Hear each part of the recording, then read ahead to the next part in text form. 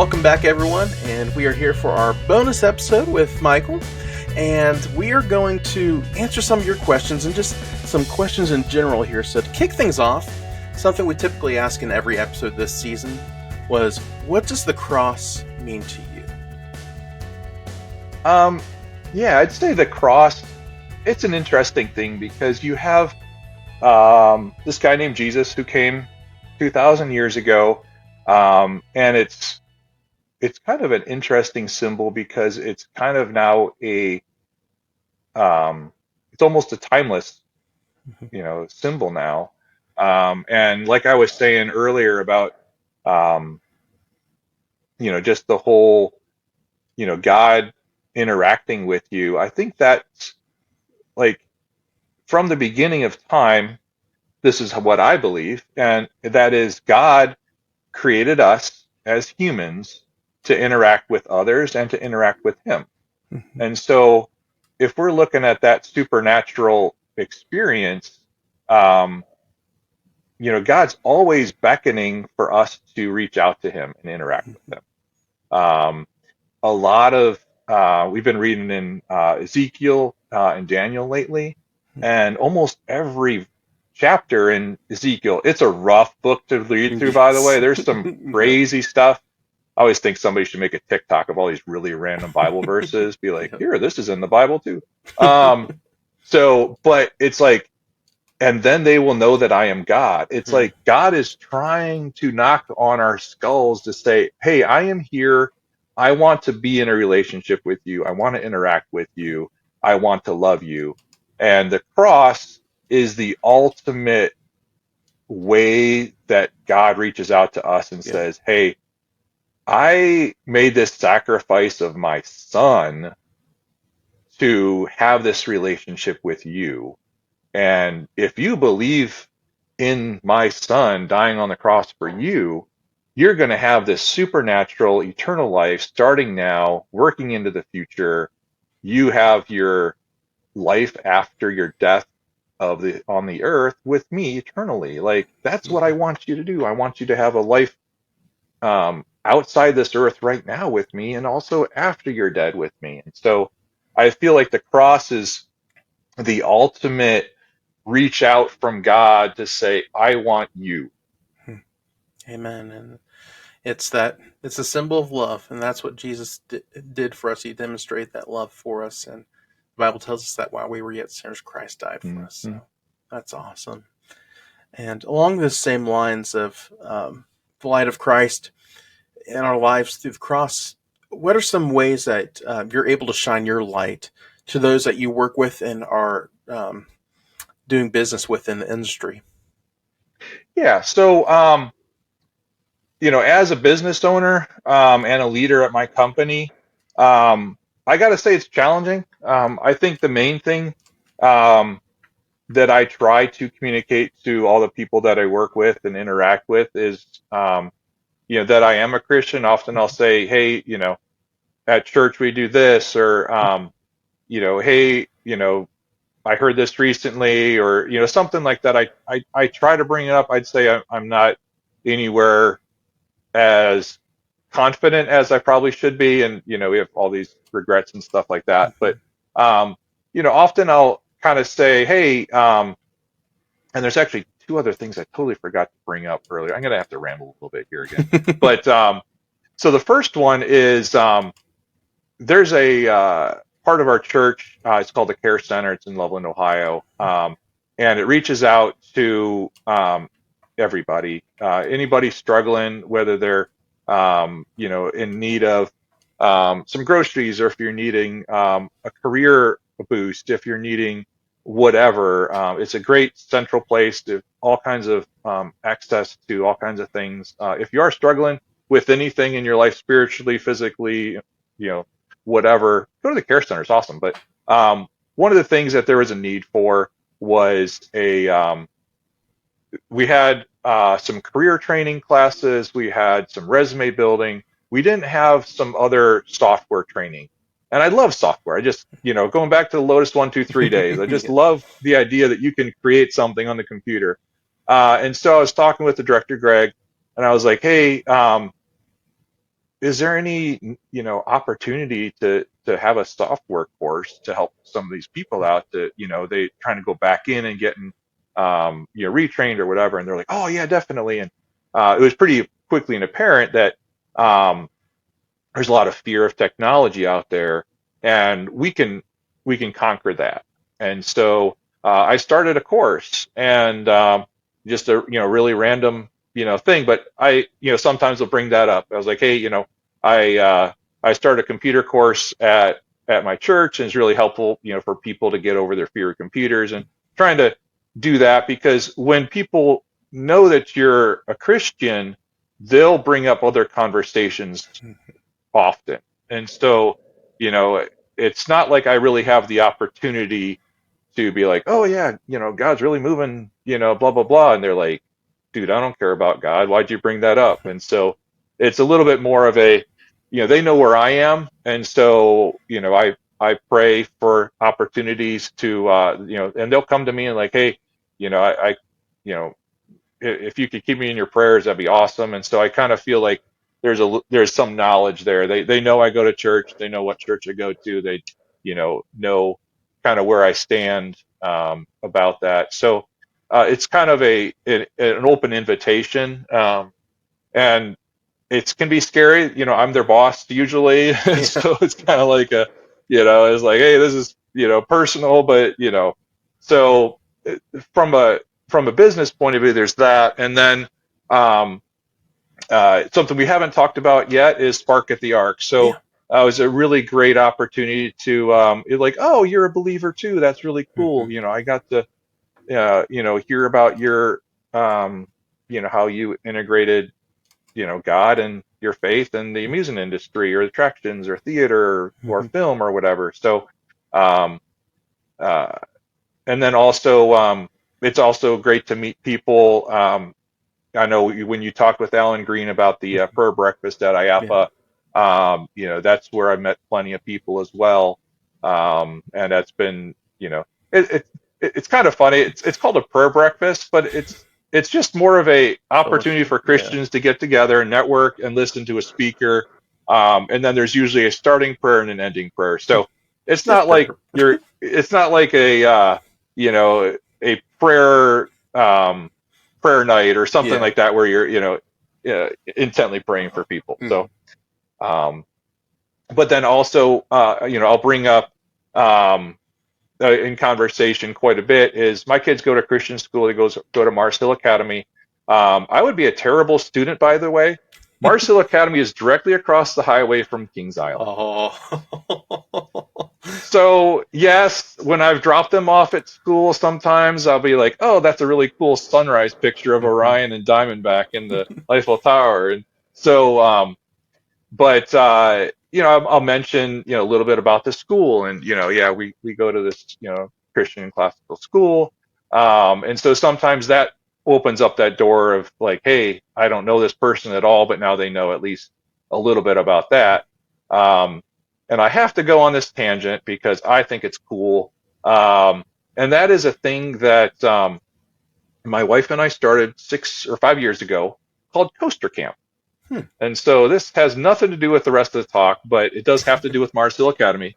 So a while back, um, John Robinson from Amusement Today, formerly or also from Bill Robinson Incorporated or William H. Robinson Incorporated, a marketing firm. Um, he and his dad had a company called William H. Robinson Incorporated, and they did small parks marketing. Hmm. So they actually did the marketing for Indiana Beach, Lake Winnie, and um, a few other parks that I'm forgetting. So they were kind of the marketing department for these parks. And in fact, I mentioned Lost Coaster and Cornball Express. They were there marketing that. They came up with Ivy Crow, who's the mascot at Enid Beach. So long history in the industry and marketing. He's also a huge Bengals fan. He's one of the like professional fans. He's got the big orange and black mohawk. That's So awesome. that's Big John. Bengals Bomb Squad is his fan group down there tailgating. Hmm. And then So I was talking with him. I was also talking a bit with Mark Rosenzweig. I mentioned him earlier. He's with 3DX Scenic right now. He used to be with Right Entertainment, as well as Zamperla. And so Mark and I are real tight. And John asked me, he's like, why isn't there a coaster camp in the summer? And I kind of stuck with me. I'm like, that's a good question. There's camps for everything else. Like my kids have all kinds of opportunities to go off to theater camp and this and that. And so my wife and I decided, okay, we're going to start this. And so we were like, what do we do in coaster camp? And we're like, well, we design roller coasters. That's what we got to do. And we go to parks. And so each year it's a little bit different, different goals and different things like that. So it's grades going into 5 through 8. You don't have to go to Mars Hill if you want to come to the coaster camp. Please do. It's great. So we build a CDX Coaster Dynamics blocks model. It's a Cyclone. It's actually up on my shelf over there. Yeah, right up there. Or that's not it. Sorry. Over there. So the CDX Cyclone. There was actually a CDX Blocks Beast for a year or two. It was a brown one. Super rare. If you have one, you've got some really cool stuff right there. So the CDX Cyclone, it builds in maybe 3 hours, 5 hours with a team of like 4 people. And so it works really well to create a roller coaster model that works. Like, that's the trend, obviously. And then they theme it, and then they market it. And so on Thursday, they come in and do a presentation for all the parents about what they created that week. And so it's this really awesome way that they can, be stretched in a lot of ways, use their creativity. And then on Friday, we go to amusement park and talk about what we learned that week. So Kings Island has been for the 5 years, and Kentucky Kingdom was the other year. And so, yeah, we bring in a bunch of different guest speakers. This year was really cool. On the first day of the week or second day of the week, we had a behind the scenes tour at Stricker's Grove. Oh, nice. And so it was so cool. They're so great out there. So Mars Hill Academy is where we have our home right now. And so I go in there, I do some other teaching and things like that. We are inundated with requests for teaching. So if we don't get back with you and you have requested us to come and, speak to your class or something, just hang tight. Maybe we'll get back to you. Obviously, I have to have my priorities at the school that my kids go to first. So I'm done with the coaster camp little spiel there. So let's get on to the next question. Sorry. It's all right. That's pretty cool. I didn't know you did that, which... We'll take a side trip here. How can folks learn more about Coaster Camp? Do a search for Coaster Camp Mars Hill Academy, and it pulls it up. And there's a little thing, place to sign up and whatnot. It's in the summer, and so usually the registration starts around April or something like that. And yeah, it's a blast seeing these kids that, again, there's that whole outcast thing. There's some of them are going into junior high. They're sometimes kids, like, God bless the soul, like there is a family, is an enthusiast family that came out this year. Love them to death.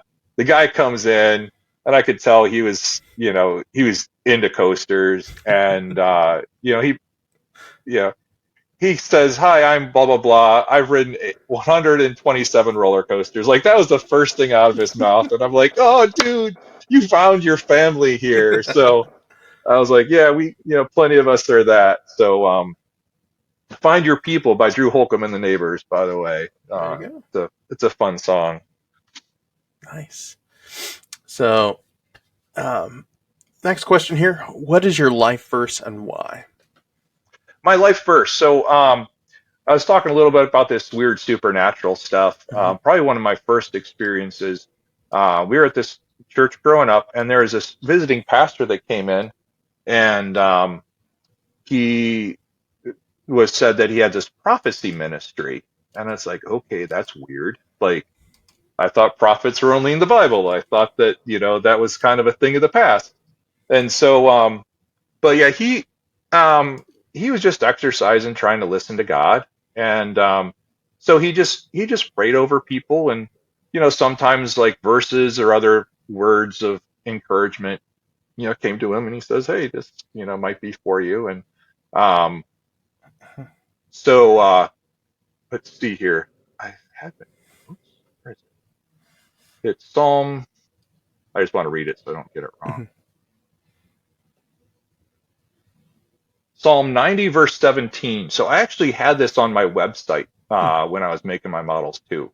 And so this guy, he had had me open my hands, and he was looking at my hands, and he's like, "There's something about hands." And so he said, "There's a verse, Psalm 90, 17, and it's, may the favor of the Lord our God rest on us. Establish the work of our hands for us.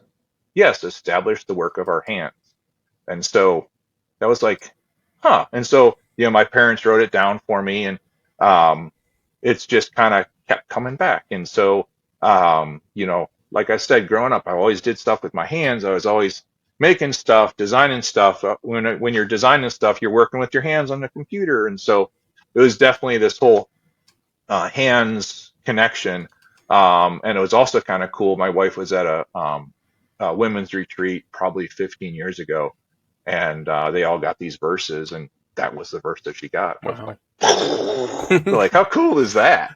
One big So, circle moment. of all the how many thousands of verses in the Bible, and it's like, hey, Michael, this is for you. She probably said Mike. She calls me Mike more than Mike. Cool. Now, some gravity group questions here.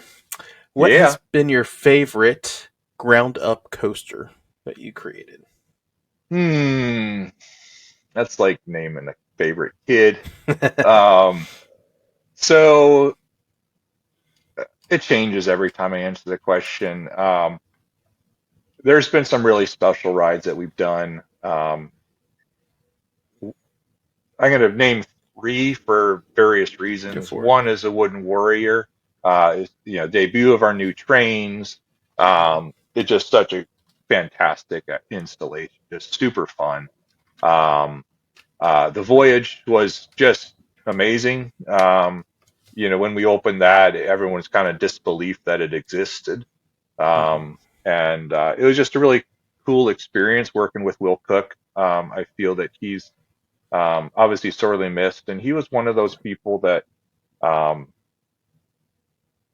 there's there's a few people you think about that are kind of a see the big picture and don't worry about all the little things. Don't be bothered by the little things. See the little things, but don't be bothered by them in being able to see that picture. He's one of them. In our industry, I feel like Dolly Parton Mm-hmm. and Walt Disney were also kind of in that Yeah. same like, you know, I know this is what needs to be done, and I need to get that done, Mm-hmm. and just kind of like, you know, um, there's a great story of him talking, actually it's Matt Eckert, Mm-hmm. um, who's our current leader down Yeah. there. He was talking about Will Cook, and Matt Eckert came in right around the year of the legend, and Will ran this crazy idea by him. Hey, let's give away free soft drinks. And Matt Eckert, being the accountant right out of school, was just like, I probably shouldn't say anything, so I'm not going to. This is the stupidest idea in the whole world. And he was very happy that he was proved wrong. Mm-hmm. And really, what they did is they installed the legend. They increased their gate by $4 to cover any cost plus markup of all their soft drinks, as well as some of the ride coverage, and kind of use that as the basis. So you always had that basis of free soft drinks. And he's like, I'm really sure we can market this, and this is probably what the park will become known for. Well, And yeah. yep, sure enough. Um, and then the last one is Kentucky Flyer, and the reason for that is, yeah, we had the track on there, um, and we had media day down there. And usually on media day, you're inviting, local news people and that kind of stuff. This was very much focused on a family ride, 40-inch height requirement, which puts you in the 3 to 4 year old range. So, Mm-hmm. you know, when the media's out there, they're looking for people that are young and things like that. So we're like, you know what? Let's take the kids out of school and go to media day at Kentucky Flyer, because that's what a roller coaster family should do, right? Absolutely. And of course, my daughter was 42 inches, so she was, definitely able to ride the 40-inch ride. She was 4 at the time, and so we go down there, and it was just a really fun experience. When you're, sometimes the memories are about who you're with, and not just the ride itself, which I'm really happy how the ride turned out. But having the family there for media day was awesome. And then on the way home, or the night after, I don't know, I was checking Instagram or Facebook or something, and I found out it was actually Take Your Kids to Work Day. Hey, And I was like, oh yeah, I'm I could have gonna totally planned this. I'm gonna own that one. So yeah, I would say those are kind of the three that kind of jump out today. Obviously, there's plenty of really cool stories and rides that we've worked with. But yeah, we'll just stick with those. Sounds good. And now, what was your favorite retrack project? Um, that's a good question. Um, I think I would probably go probably the Beast. Hmm. Um, the Beast. It's one of those rides where the first time I rode it, it was in the early 2000s, and one of our engineers, Brian Kosmak, was actually the operator there, Hmm. and I was wearing a Raven hat, I remember, or a Raven shirt, or one of the two, and so he spotted me as an enthusiast. He's like, "How was your ride?" And I said, "That was the best mine train I've ever been on." And that really ticked him off, and I was proud of that. So he's one of our engineers now. But I feel like the Beast is something where it's, I think the word right now is awakening, Yes. for me, of like, it's like, hey, this is something. Like, I was there on Haunt a couple weekends ago. Of course, I went on a stupid Saturday, but I was meeting a friend who was in town, Mm-hmm. and he had an extra fast lane. I don't have fast lane because I'm local, Yeah. but 45 minutes for the fast lane. It was absolute full Mm-hmm. queue, 2.5 hours or so of the full queue, and to know that I was influential in making that queue long and making those ride experiences and memories. It's like you were saying, like, the Beast is so amazing right Yeah. now, and also the fog. Like, the fog is so Yes. awesome there too, right? Mm-hmm. And so it's like this whole magical experience that you can Yes. do with the wood coaster. You don't have to have a $500 million Disney budget to create an experience that's just super memorable. So that's the first one that comes to mind. We've done so many now. We're close to I think 30. We've been average, Wow. or close to 40 actually. Last 3 years we've done 10 on average per year, and yeah, the track has really been super helpful for us.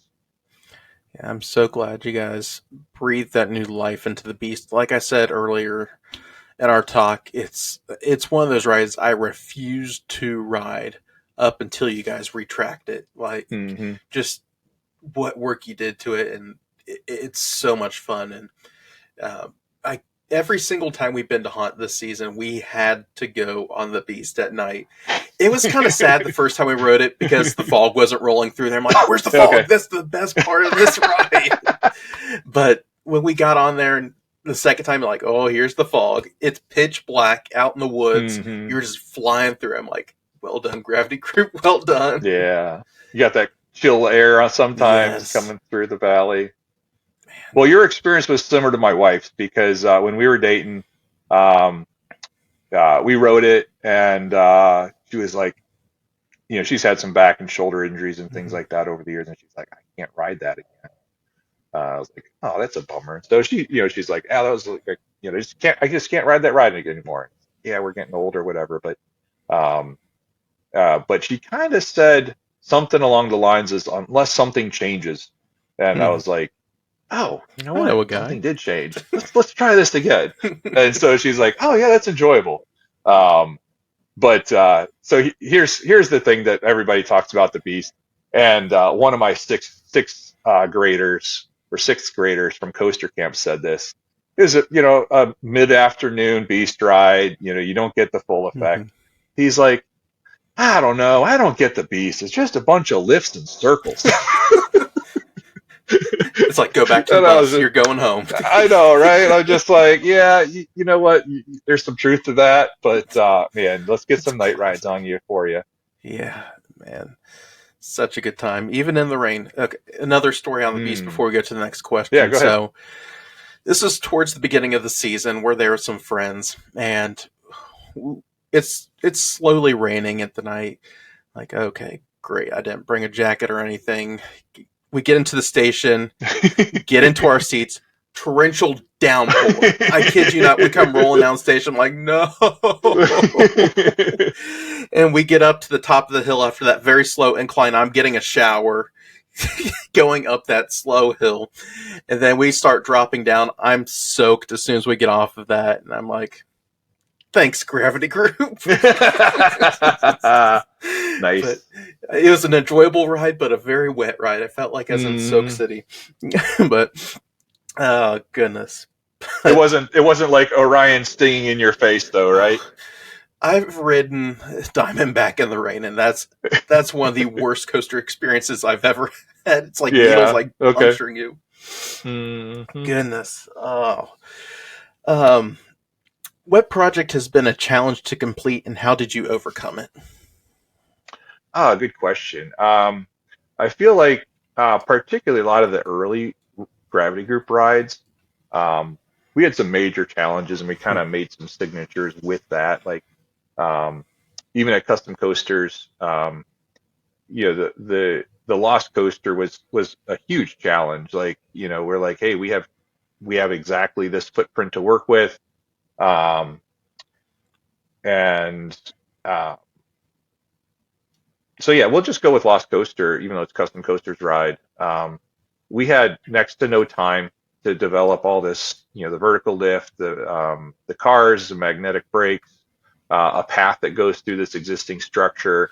And somehow we managed to do it. I do remember it opened late, and ironically, John Robinson, who I just mentioned with Coaster Camp, he and his dad had to, react to the media and delay things, and they were furious. I remember that. So, but yeah, it was a challenge, and yeah, it was one of those where back in the day, usually at Custom Coasters, the parks were like, okay, is this year going to be the year that we're going to start the ride construction? And so usually it was kind of like around July 4th. They're like, okay, we know how the season's doing. We have some good momentum, going into the second part of the year. And so it was one of those like fall decisions for the next year, plus all this R&D all had to happen. So I don't recommend that. Yeah. Cool, cool. And now some listener questions. So we recently put out a question box and post on our Instagram and Facebook pages. Mm-hmm. And our listeners are having to ask, has anyone ever asked you to make a coaster longer than the voyage? Yes, we've had a few inquiries. It would be really cool someday to kind of showcase all the stuff that never got off the drawing board. Um, for example, I don't know that any of these were there, but I remember one year when in the peak of the China development, I believe there was 40 different ride proposals we put together in one year. Wow. And even if a fraction of those, I think maybe one or two of those actually came through, but it was just crazy amounts of stuff that we're designing and trying to get through. So it's been um, there's been a couple that I can think of right now that I can't share that have been some really crazy over the top rides. Where like, hey, if you had no limits to work with, what could you do? Cool. Speaking of no limits, I do have another little Go for tiny it. story. So um, So at No Limits, there's a guy, the starter or the guy who made it was Oli Lang, or Lange, I'm not sure, German. So it was cool. He reached out to me a while back, and we were talking about roller coaster models and programming and stuff like that. And he's like, I don't know that you know. I reached out to you when you were doing your roller coaster models back in the day to find out a little bit more about how you were doing things. And so I started making one based off, some of the stuff that you said. And I was like, oh, really? That's amazing. Like, that's really cool. And he's like, but I found that it was just a lot easier to program it than to actually build it. And so I started, making this roller coaster simulator, and turns out that's what was one of the inspirations for No Limit. So I'm like, oh, God, that's a crazy blessing. Like, that's really cool to know how many people, have been able to use their creativity in No Limits, to create amazing works. Yeah. Like some of you guys out there are just doing crazy, awesome stuff in No Limits. Keep it up, because we could use some of that. Send your ideas and everything to Mike and Gravity No, Group. not any ideas, just your talent. That's what That's yeah. awesome. Yeah, we have a no ideas policy. It gets a little messy. Suggestion But box. I do have to toot my own horn. I said I wasn't trying to talk about me, but I'll just talk about, again, trying to harness, there's a whole philosophy about God actually is the one creative inside you. Yeah.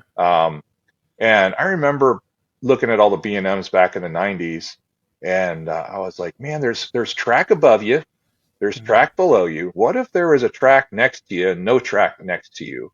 And I was like, man, that'd be cool if you had like, this is like right when the floorless stuff was coming out. So Yeah. this is behind, years before plenty of you listeners.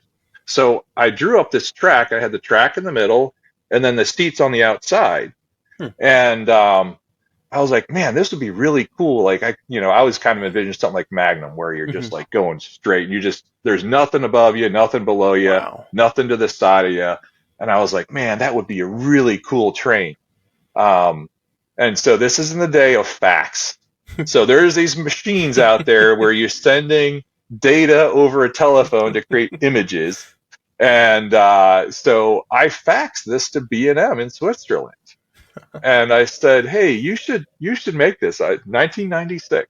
So I called it the Hammerhead because I thought it looked really cool. It looked like a hammerhead shark.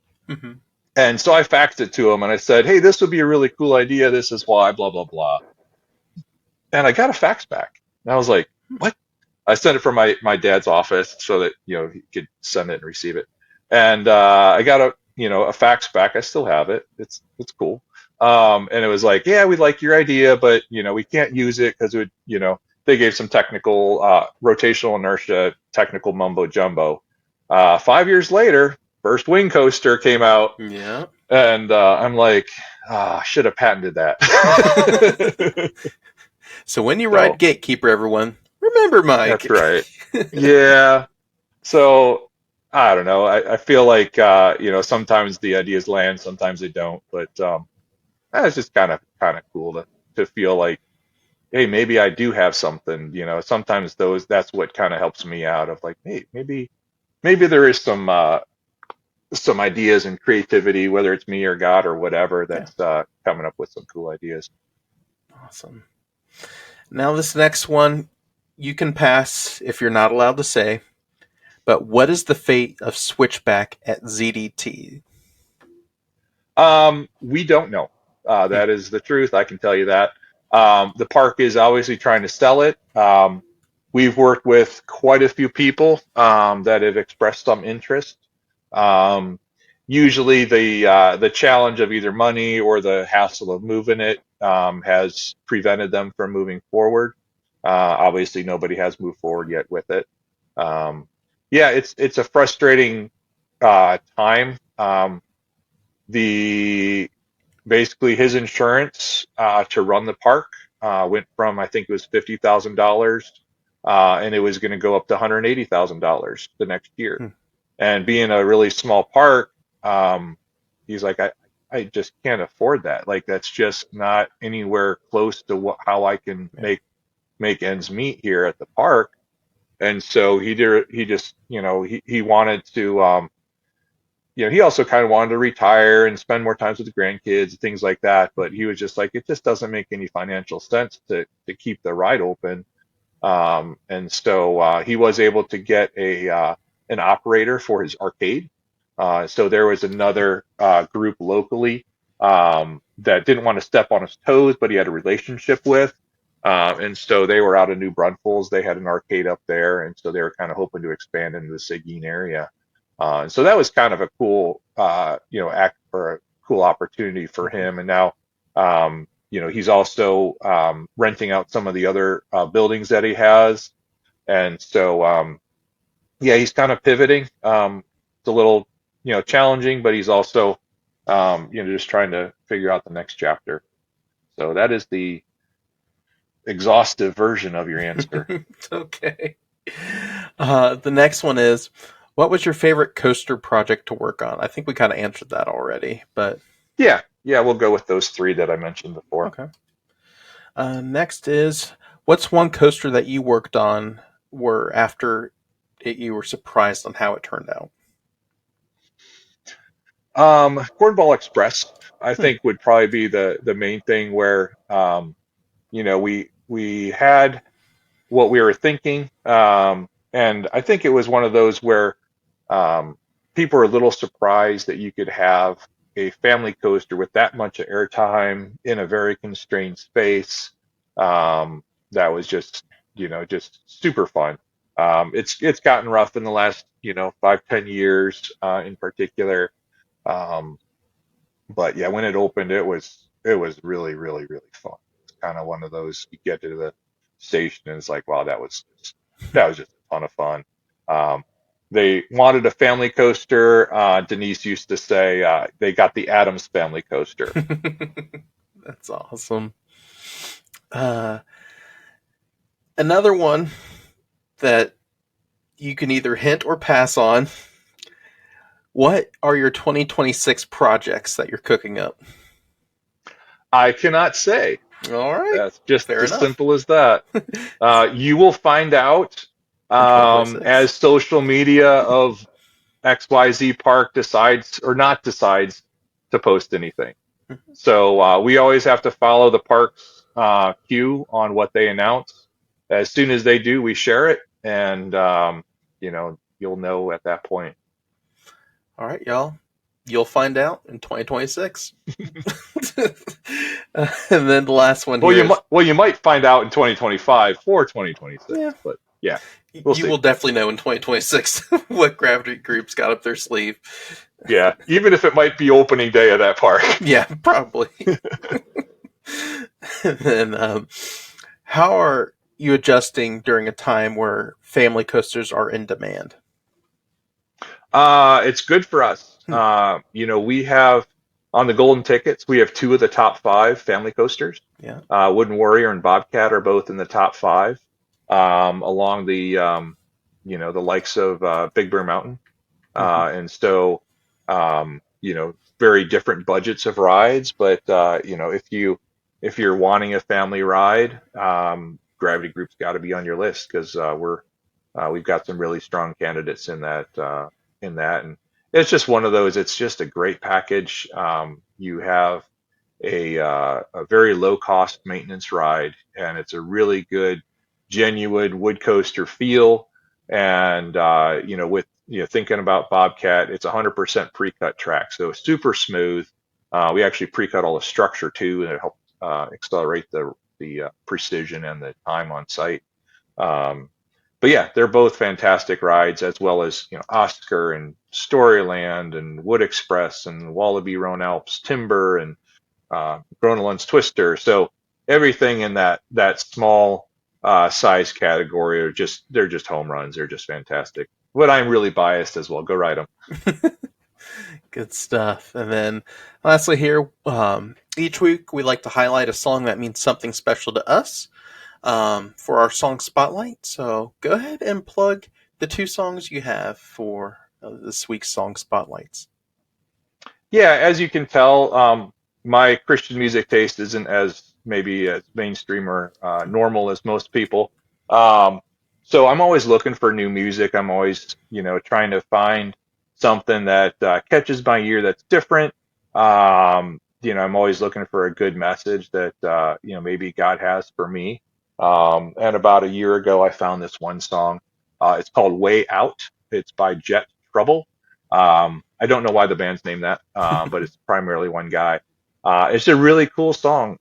It's kind of a self-doubt song where the verses are talking about, what are the thoughts going through my head.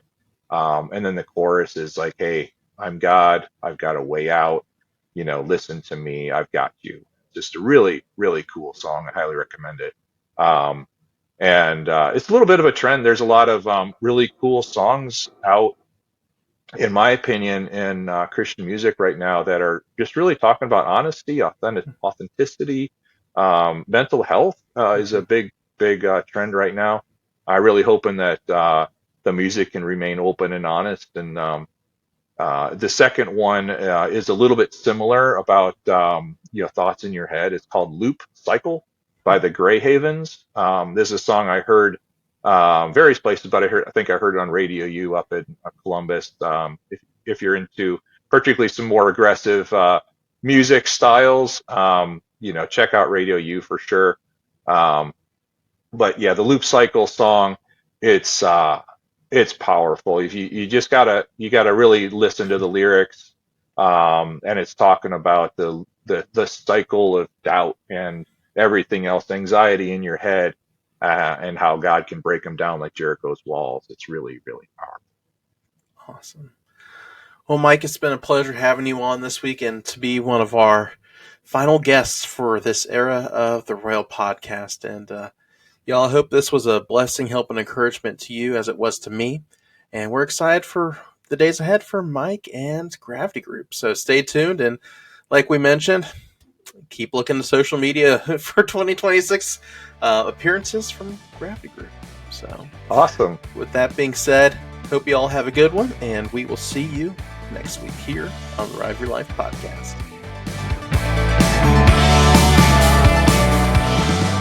Thank you for tuning into this week's episode of the Ride of Your Life podcast. We hope it was a blessing, help, and encouragement to you.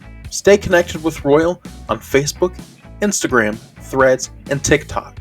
Simply search Ride of Your Life Ministries.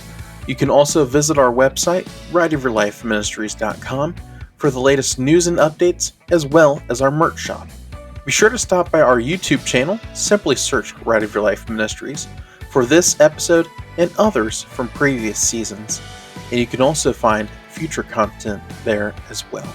We hope you'll join us next week for another great episode of the Ride of Your Life podcast. God bless.